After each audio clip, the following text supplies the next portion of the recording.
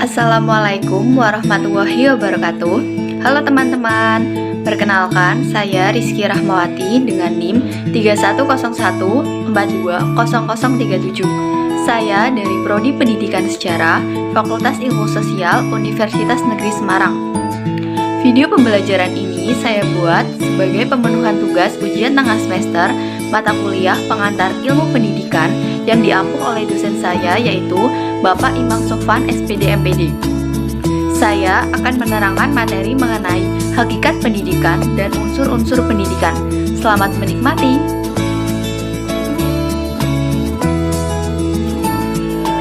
Mari kita mulai dari apa sih hakikat pendidikan itu? Hakikat pendidikan merupakan sebuah upaya dalam memanusiakan manusia serta membudayakan manusia dengan harapan manusia itu mampu menciptakan, berkarya, berbudi baik, dan memiliki manfaat bagi kehidupan di lingkungannya. Nah, sedangkan pengertian pendidikan menurut Undang-Undang Nomor 20 Tahun 2003 yaitu pendidikan adalah usaha sadar dan terencana untuk mewujudkan suasana belajar dan proses pembelajaran agar peserta didik secara aktif dapat mengembangkan potensi dirinya untuk memiliki kekuatan spiritual keagamaan, pengendalian diri, kepribadian, kecerdasan, akhlak mulia, serta keterampilan yang diperlukan dirinya, masyarakat, bangsa, dan negara. Jadi intinya hakikat pendidikan itu manusia itu diberikan pendidikan sebagai upaya dalam memanusiakan manusia agar manusia itu bisa mengembangkan dirinya sendiri dan memiliki manfaat bagi kehidupan dirinya dan orang lain. Dalam perkembangannya, pendidikan itu terus-menerus berkembang. Seperti halnya dalam konsep-konsep pendidikan menurut Saifullah.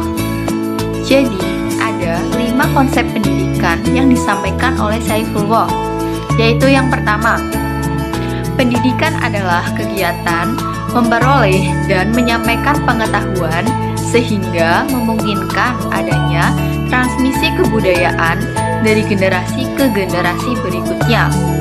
Jadi di sini itu pendidikan bermakna sebagai kegiatan yang di dalamnya itu kita memperoleh dan mendapatkan pengetahuan. Nah, yang kedua yaitu pendidikan adalah proses di mana individu itu diajarkan bersikap setia dan taat dengan mana pikiran manusia itu ditera dan dibina. Jadi di dalam konsep kedua ini, pendidikan adalah suatu proses yang kita tempuh untuk bersikap setia dan taat pada tujuan kita nantinya. Nah, yang ketiga itu pendidikan adalah suatu proses pertumbuhan di mana individu itu diberikan pertolongan untuk mengembangkan kekuatan, bakat, kemampuan, dan minatnya. Jadi, di sini itu pendidikan bermakna kita mengembangkan apa yang kita punya, apa yang kita miliki sebagai proses pertumbuhan menuju ke dewasa.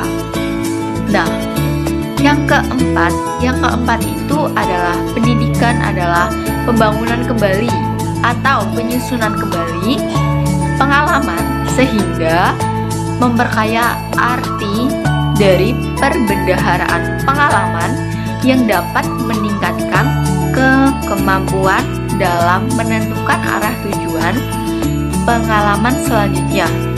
Jadi di sini itu pendidikan bermakna kita meningkatkan kemampuan yang kita miliki sebagai penentuan kemana tujuan kita nantinya. Nah, yang kelima atau yang terakhir, pendidikan adalah proses di mana seseorang itu diberikan kesempatan menyesuaikan diri terhadap aspek-aspek kehidupan yang ada di dalam lingkungannya. Nah, aspek-aspek ini berkaitan dengan kehidupan modern untuk mempersiapkan agar berhasil dalam kehidupan orang dewasa nantinya. Jadi di sini pendidikan merupakan proses penyesuaian diri terhadap aspek-aspek kehidupan yang ada di lingkungan kita sebagai proses menuju pendewasaan. Nah, materi selanjutnya yaitu unsur-unsur pendidikan. Nah, unsur-unsur pendidikan ini jumlahnya ada 7, yaitu yang pertama itu peserta didik. Nah, kalian tahu nggak peserta didik itu apa? Nah, peserta didik merupakan subjek yang dibimbing atau orang yang menerima pendidikan. Nah, pengertiannya itu adalah seseorang yang mencari ilmu pengetahuan dan butuh bimbingan dalam mencapai ilmu pengetahuan tersebut.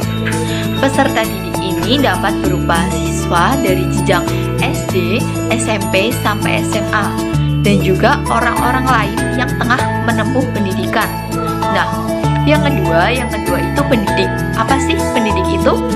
Pendidik adalah orang yang mendidik peserta didik tadi, atau orang yang memberikan ilmu pengetahuan kepada peserta didik, dan juga merupakan orang yang membimbing dan bertanggung jawab terhadap pelaksanaan pendidikan.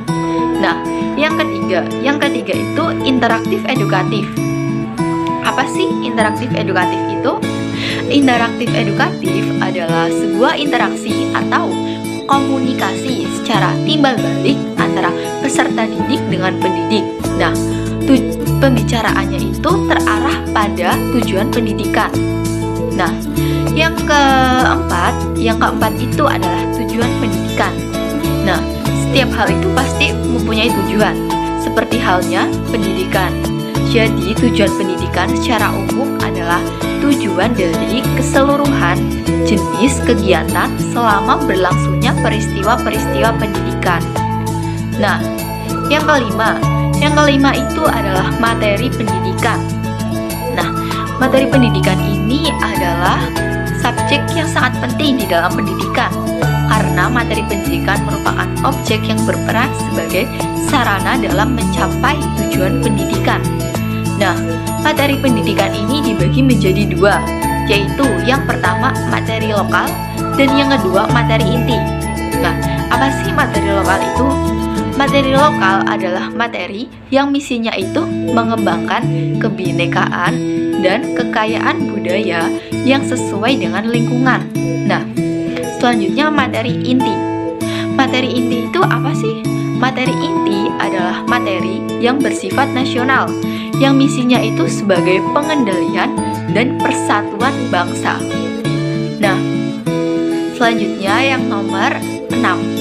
Yang nomor 6 itu merupakan metode pendidikan. Nah, metode pendidikan itu adalah cara-cara yang diterapkan dalam proses pendidikan.